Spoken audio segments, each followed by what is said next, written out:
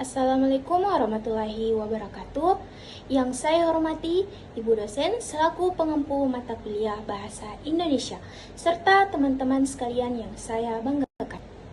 Perkenalkan, nama saya Nur Aziza Hasim dengan nomor induk mahasiswa 14120250076 dari Fakultas Kesehatan Masyarakat Prodi Kesehatan Masyarakat.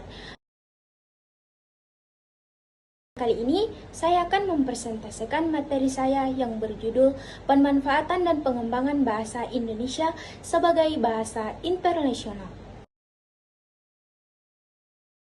Pendahuluan, bahasa merupakan salah satu unsur penting dalam kehidupan manusia, berfungsi sebagai alat komunikasi, identitas budaya, serta sarana ilmu pengetahuan. Dalam konteks global, bahasa tidak hanya berperan sebagai alat komunikasi antar individu, tetapi juga sebagai sarana diplomasi, ekonomi, pengaruh budaya suatu bangsa. Selanjutnya, metode penelitian. Penelitian ini menggunakan metode studi pustaka atau library research. Data diperoleh berbagai sumber, yaitu yang pertama, tertulis seperti buku, yang kedua, jurnal ilmiah, yang ketiga, laporan kebijakan bahasa, dan yang keempat, serta resmi lembaga kebahasaan. Selanjutnya, teknik analisis data.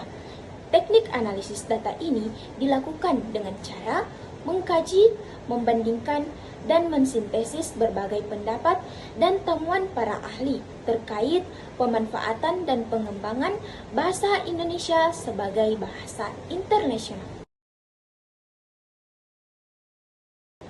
Selanjutnya, kedudukan bahasa Indonesia dalam konteks global.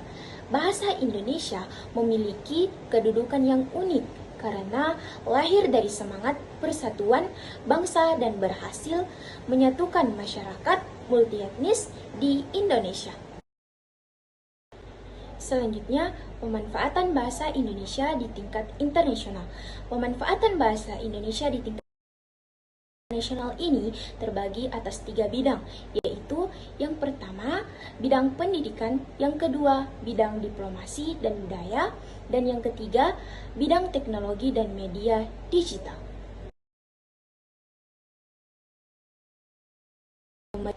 Selanjutnya, pengembangan bahasa Indonesia sebagai bahasa internasional. Pengembangan bahasa Indonesia sebagai bahasa internasional ini terbagi atas beberapa strategi, yaitu yang pertama, penguatan kebijakan bahasa pemerintah, dan yang kedua, peningkatan kualitas pengajaran BIPA, dan yang ketiga, standarisasi dan modernisasi bahasa. Selanjutnya, tantangan dalam internasionalisasi bahasa Indonesia. Internasionalisasi bahasa Indonesia ini memiliki beberapa tantangan, yaitu yang pertama, dominasi bahasa Inggris sebagai reference global, dan yang kedua, keterbatasan promosi internasional, dan yang ketiga, dan kurangnya kesadaran masyarakat Indonesia sendiri akan pentingnya menggunakan bahasa Indonesia dengan baik dan benar.